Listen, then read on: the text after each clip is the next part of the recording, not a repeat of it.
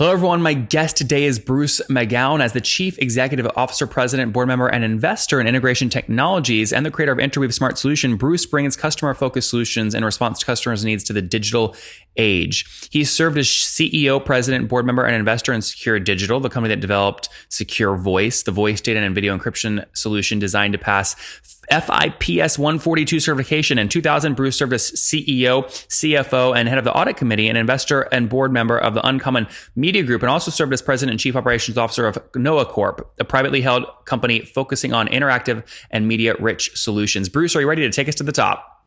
I hope so. All right. What is InterWeave, and is it a pure play SaaS company as you focus on the CRM space?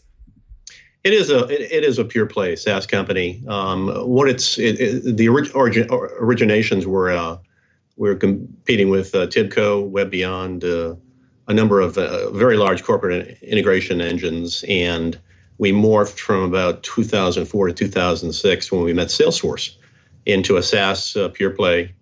Took us about 3 years to convert that to a pure SaaS environment. We are currently at Rackspace Managed Hosting. Been there since 2006. Sorry. Okay. So what do you mean by that? You were acquired by Rackspace? No, that's our ISP. Okay, I got it. Yeah. So let's just focus on the company right now. And by the way, there's a lot of companies named InterWeave. You're InterWeave.biz, correct? We are. It's InterWeave Smart Solutions DBA. The company is Integration Technologies. Yeah, that makes sense. So give me a customer story. I mean, how's a customer using you? I think a good customer story. There's a number of others. When we came into Salesforce, the financial applications, QuickBooks, the Sage Mass line, Microsoft Dynamics, Oracle, all that. The original customers were folks in QuickBooks. In 2006, at that time, there weren't that many solution providers out there. So we came forward and worked with a number of them to create what they wanted, but in a configurable way. That's the distinction here. So what we've done is it's all objects, all transactions in Salesforce, all objects, all transactions in QuickBooks, and it's your choice via configuration. So that's what quite distincts us. So as far as business process and workflow, the customer can implement theirs as opposed to buying a pre-programmed business process workflow from another vendor. Okay. Well, try and break this down. Well, help me understand. I mean, are you going after SMB, mid-market, or enterprise?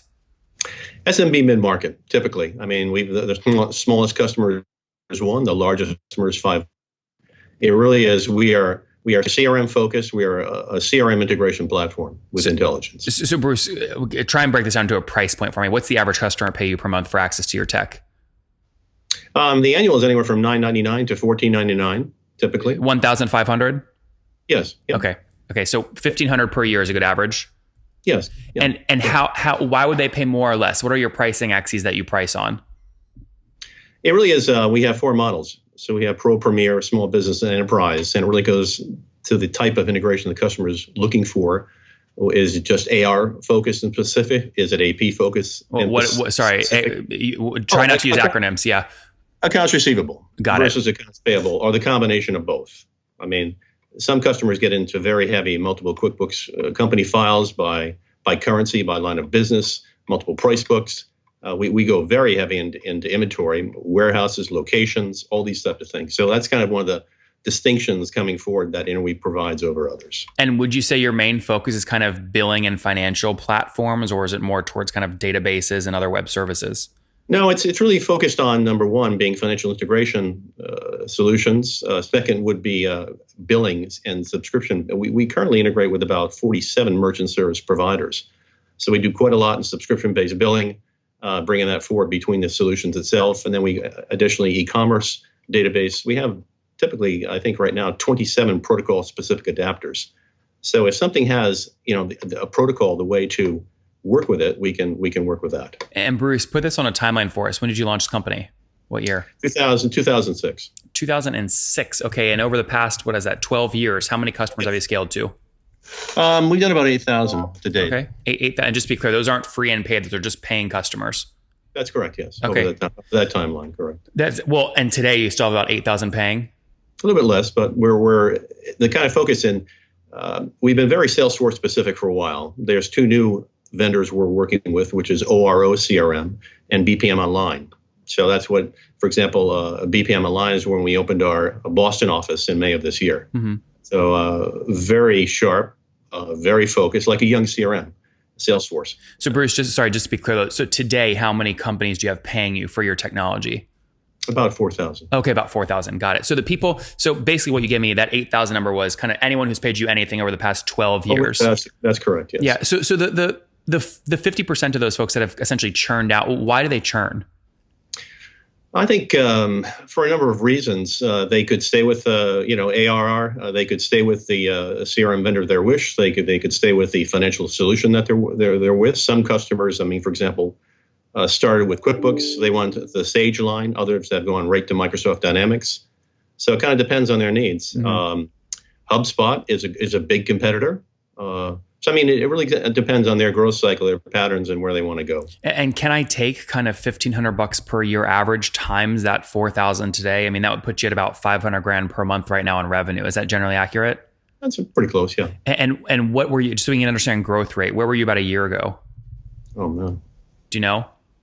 I don't know, I have to check. But. Do you know generally, are you doubling year over year or maybe 30% year over year growth? 30%. About 30? Yeah. Okay. And are you doing this bootstrapped or have you raised capital? No, we bootstrapped it. We're in the position right now. We're coming out with a new branding, and that's where we're in the conversations with Gartner currently. Those types of things. I think we're moving more towards an intelligent CRM integration platform as opposed to solution specific. Sorry, does that tie back to kind of your decisions on funding? Yes, very much so. How so? Well, we focused in on being intelligent solutions and the ability through configuration to create the integration solution you wish. I think now with the extensions into more CRMs, I think an intelligent CRM integration platform is where we are and how we want to brand going forward. Sorry, okay, I'm confused. So you've bootstrapped, by the way, impressive growth for bootstrap, but you then immediately added kind of these other things you're working on. Are those directly, I mean, are you thinking about raising to build those things? Are they correlated? Well, it's the way we started in the enterprise. I mean, we were ACS, out of Dallas was the first customer. I mean, the first price point was at $1.5 million. That went down when we come to the Salesforce. The price point is $48 per month per license per user. So we were an enterprise engine to start with. What we've done, we went then into specific SaaS solution focus, but what's underlying is the platform. So as MuleSoft was acquired by Salesforce, I think that's the direction we should go as an intelligent CRM integration platform. What will help you beat MuleSoft? I'm not going to. There's other CRM vendors that are coming up, like ORO CRM, like BPM Online, and others that I think would be a target market for us. Mm-hmm. So you're just going to focus on being kind of the Switzerland in between all of them. We work with about 7 currently. Yeah, I think you got to focus on what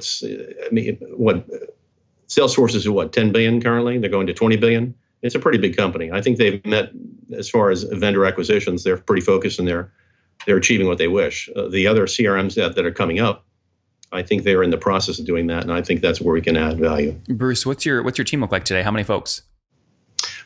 Very light. We have 6 people. 6 people out of Toronto. We have 12 people out of Russia. Okay, Toronto and Russia, so about 18 total. Yeah, correct. Yeah. That's great. So I assume since you're bootstrapped, you're cash flow positive, correct? We try to be, yeah. Yeah. Well, sorry. I guess what I'm asking is, if you do spend more than what you make in a given month, do you just keep funding the company? You just put more of your own personal capital in, or how do you bridge that gap? We do, yes. Okay. So again, how do you think about that in terms of kind of your overall life perspective? Are you just kind of any money you have sink it into the company? This is the long game, or is this something you want to kind of exit and then go into something else? Well, it's a long game. I mean, it's been a long game for quite a while. I think right now it's a focused 3-year march. And that's where the rebranding, working with companies like Gartner is the focus for us. Mm-hmm. So coming out to a bit more like a platform play again is where we want to go. Mm-hmm. Are you, in terms of churn, I mean, you gave us kind of like last 12 years data, but when you just look at the past 12 months, what's your revenue churn look like annually? Is it 50%? It's revenue churn is more like 20 to 25%. Okay, so that's right in range with a lot of companies we talk to. Do you see a lot of expansion revenue to make up for that loss? Well, that's depending on getting up. I mean, what we've done in Salesforce, there's quite a lot there. There's payment gateways, there's customer portals, on and on. That really we haven't brought forward to market yet. The focus now is bring those forward to the new vendor partners. Okay, yeah. So the question is, I mean, are you driving expansion revenue that more than makes up for the 25% you lose each year? Correct. Yes, absolutely. More than 25% expansion? I certainly hope so. Yeah, closer to 40. You bet. Okay, 40% expansion. Okay, and most of that expansion is coming from new product add-ons or new seats. What's the pricing axis you're driving the expansion on? it's representation of existing solutions in a different format. I mean, we've done a lot in the Salesforce ecosystem. We haven't brought that forward to ORO CRM, Sugar CRM, BPM Online, Suite CRM. I mean, that's where we need to go now, is bringing what we've done and developed and the original CRM ecosystem to our new vendor partners. Mm-hmm. And what I'm trying to do is draw the correlation between those new product lines and how that actually drives expansion, right? That's what I'm trying to understand. So do you increase pricing when you bring these new products that you right now only have on Salesforce onto ORO? No, actually we don't. Okay, no. So how do you drive 40% revenue expansion? With the new vendor partners, we're being received very well. There are customers waiting, and we're going there as quickly as possible. There's customers waiting with these new vendors. Yeah, those are new customers. That's where the expansion is, yes. Expansion, though, is typically on, you signed up 100 people 12 months ago, on that cohort. How are you getting them to pay more? Not where you're getting your new customers today from. Yes. I mean, for example, the payment gateway, the customer portal. We have other solutions that we add on past $14.99, for example. Okay, so you're basically product-based upselling. We are certainly in every way. Yes. Modules. Of your 18 people, do you have people specifically dedicated to upselling and sales? No, not currently. That's where the expansion comes with the new product vendor partners. So in terms of getting new customers, do you have a kind of a model down for what your CAC looks like, or no? It's being developed in light with the new rebranding, and that's going to be typically in Q1. That's going to be available. So we're working pretty hard in the background here right now on developing that and bringing that forward. What do you mean by developing CAC? Are you running marketing experience now to figure out how much it costs you to get a new $125 a month customer? We're commencing work with Gartner. Yeah, I don't know what that means. Oh. Are you familiar with Gartner? Yes. I know Gartner, but when you say commencing work with Gartner, it can mean a variety of things. You could have a product partnership. You could. It's a rebranding strategy. That's where we're focused. Okay. Yes. So sorry, I don't understand how it's going to help you figure out CAC.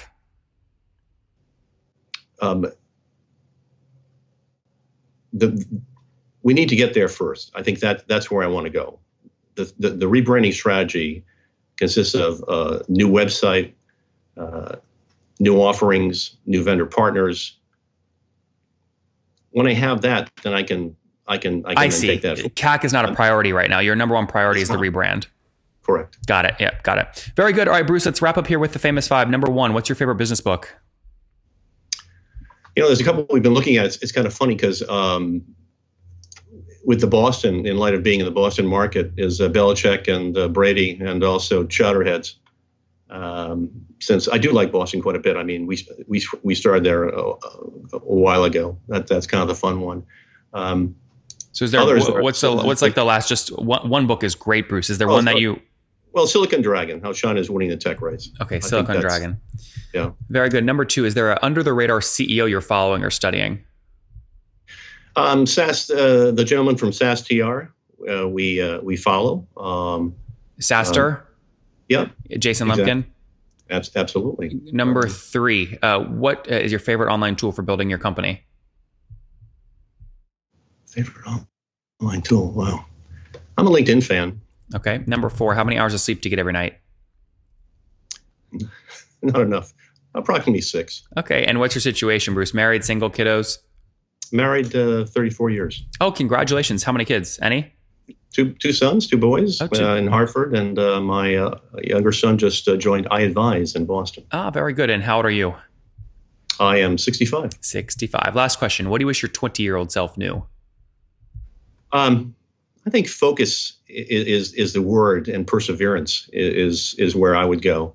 At the same time, continuous innovation is a big thing with our company.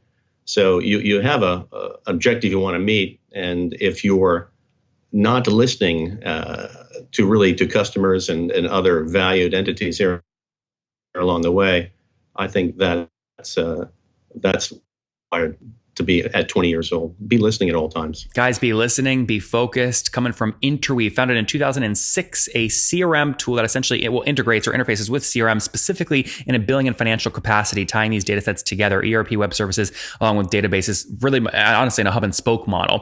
Today, they've scaled to about 4,000 total customers, paying on average $125 a month. So that would put them obviously at about 500 grand per month right now in revenue, up from about 375 grand just about a year ago. So call it 30% year over year growth. Still maybe a tad cash flow positive as Bruce continues to fund the business, but they're doing this all bootstrapped, which is impressive. 18 people based between Toronto and Russia, 25% revenue churn annually. That's gross, 40% expansion. So net revenue retention, about 115%. Not sure what CAC and payback period is right now because he's focused on a big rebrand with Gartner. Bruce, thanks for taking us to the top. All right. Thank you.